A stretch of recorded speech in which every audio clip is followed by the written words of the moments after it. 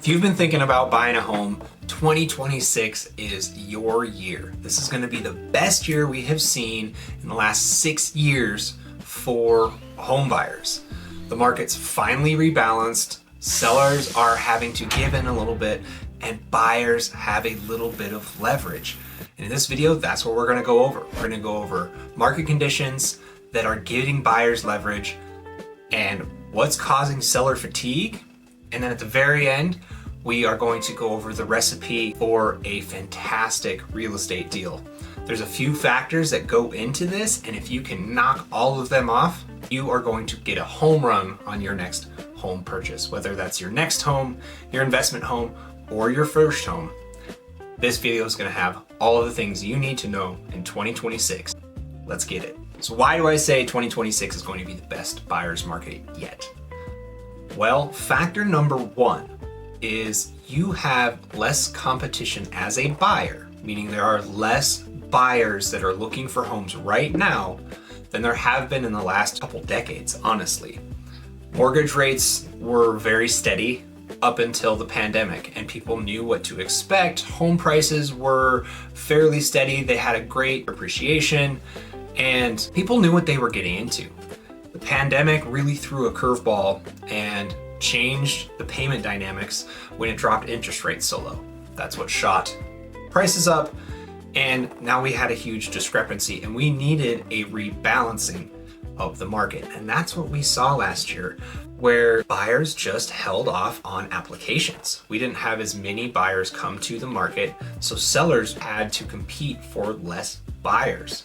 We saw homes sit on market quite a little bit longer, and that's what allowed buyers to come in with some leverage. Now, the buyers that were able to get approved and make home purchases were much more intentional on the home purchases that they made. Now that's forcing sellers to be a bit more competitive, and we're going to talk about that later in the video.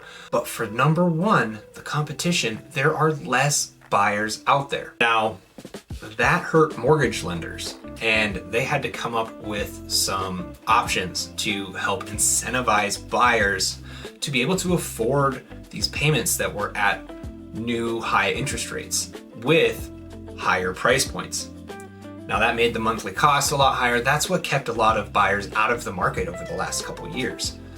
We have started to see those lenders bring these incentives to allow down payment assistance. In Montana, we have up to $15,000 in down payment assistance. That's 3% on a $300,000 house. That's a wonderful house here in Great Falls. And we've seen these low down payment loans, 1%, 2%, 3%, even on a conventional. We've seen the FHA loan come back, which has lower interest rates just to start with. Lenders have gotten creative and started helping buyers with some of these costs in ways we haven't seen in a really long time. Buyers last year that I had were able to take advantage of some of these programs and cut their monthly expenses down drastically because they didn't have to come out of pocket with so much money. Going into 2026, we're seeing a lot more of these programs being rolled out, being utilized, and taken advantage of by the current buyer pool, which is outstanding for you as a home buyer. Now, the next thing that I wanted to talk about are the interest rates, because over the last 3-4 months, we have seen a steady decline in interest rates towards that 5% mark. And as of recording this video on January 13th, 2026, interest rates are hovering right about that 6% mark.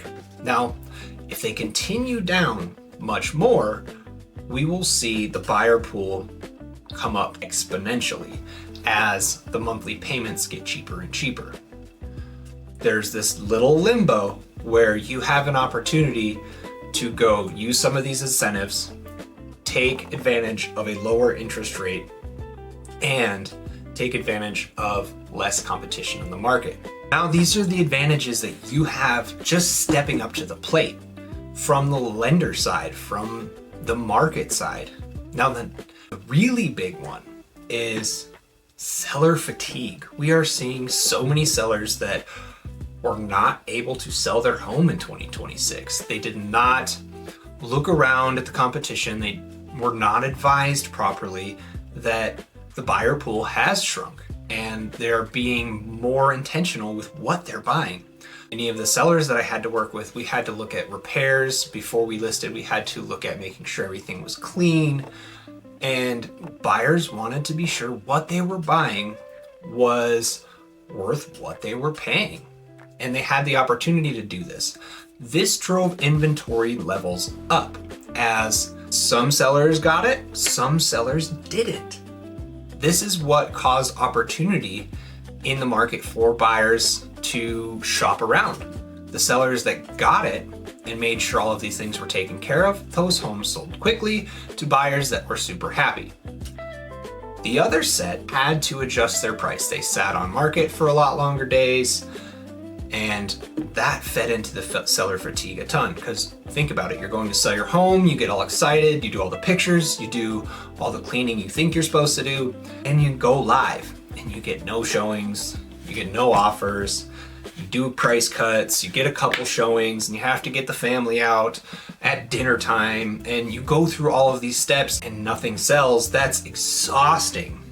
That's where a buyer will come in 60 days on market and offer 5 to 10% below ask, and the seller will finally give up on it. Then you get into inspections, and if they didn't clean or make the repairs, then there's issues that pop up there, and the sellers are having to make those repairs before close. And if they don't, the buyers can go back to market and continue shopping because they have options now. If you're a buyer, play this into your advantage. Look at, if you're looking for a deal and you want to be very payment sensitive, look at what's been on the market for a while with no price cuts, and that'll give you an opportunity to go into a home to where the seller might be willing to hear you out on your perception of the value in this home. Now, don't go in and just beat people up because they've been beat up enough lately, and there's a threshold to where good deals happen and everybody walks away happy. But right now, the ball's in your court as a buyer, so you might as well use the options that are here. So that is a lot of what I'm seeing today in the market for buyers to have an advantage. Now, I talked about this recipe of success for a purchase real estate this year. And I've kind of hinted at each one of these ingredients that make this recipe come to life. And it starts out in the pre-approval process, and it starts out with your homework. First, start with 2 to 3 lenders. Get a pre-approval from each, or just interview each one. Find out what programs that they offer, if they have access to certain grant programs or different grant programs, and find out what the income limits are for each one.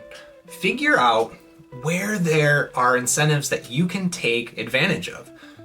That's your lender's job, is to take the information they get from you and help you make the most sense and use the tools that are available to help you get the deal that makes the most sense for you and your family. Now, once you line up these incentives, make sure your agent understands what you're using and what your current situation is. If you don't have a huge savings and you're using a down payment assistance, make sure your agent knows that, so then when you go to make an offer, they can ask for closing costs and decrease your out-of-pocket expense just that much more. The biggest thing you can do is have an honest conversation with a professional about where you are currently and where you want to go. Somebody that's good at what they do can say, here's option A, here's option B, here's option C, and here's the consequences of each one. What makes the most sense for you? So after you've gotten your incentives, now it's time to go shopping. And this is where we're going to decide, are you payment sensitive or are you amenity sensitive? Now, what do I mean by that is payment sensitivity. Are you trying to hit a certain budget? Can you not go above a certain threshold? That's going to dictate what amenities we can look at, what size homes, what area of town.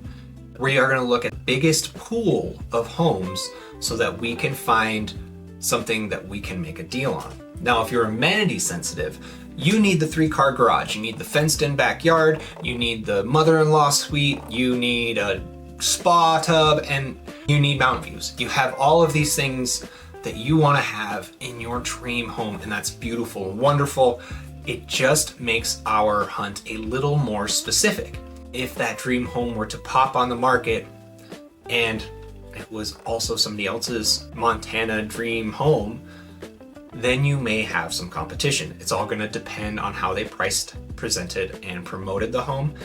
If they have it priced right, they've got it looking good, and they get it out in front of the right people, there's gonna be people that you have to compete with on that home.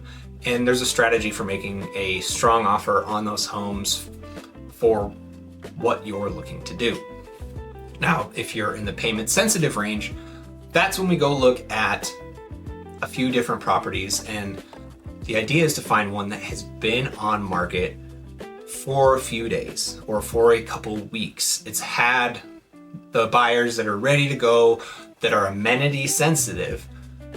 They've all been through the house already, and it doesn't quite have what they're looking for. It doesn't quite meet that perceived value for somebody that's looking for something super specific.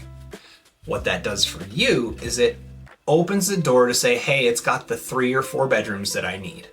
It has a garage, it's got a kitchen, and it's got a bathroom. That's all I need. And if it came down just 10% more, it would fit in my budget, or I would be able to have closing costs covered. That's where the negotiation power of a really good realtor comes in. They can know, they should know, and if they don't, they should research on what that home is worth, and you can make an offer that will fit within that budget. They should work really closely with your lender saying, hey, if I got them all of their closing costs covered, and we were able to use their down payment assistance, what would their payment look like on a monthly basis? What would this look like? And then once you get those numbers, you can write up a contract or an offer that says, hey, we will give you the $300,000 that you're asking for, but I need $12,000 in closing costs, and I want the roof replaced before closing. So now those are the things that the other buyers, the other amenity sensitive buyers, were looking at going, it doesn't have the roof, I don't want to deal with the roof. Now you've gotten that covered and closing costs covered. Or if you have cash on hand for your closing costs, you can pay for your own closing costs and bring it down on price, which will in the end affect your monthly payment. So there's a few different things that you can do as a buyer in today's market with homes that have sat on the market to where there's some inventory. And if you guys want to know the full scope of your leverage, of the strategies, because not one of these strategies is going to fit every person. So reach out. My contact information is below, and make sure to like, share, subscribe this video or to the channel, and we'll see you guys on the next one. Let's get you some houses.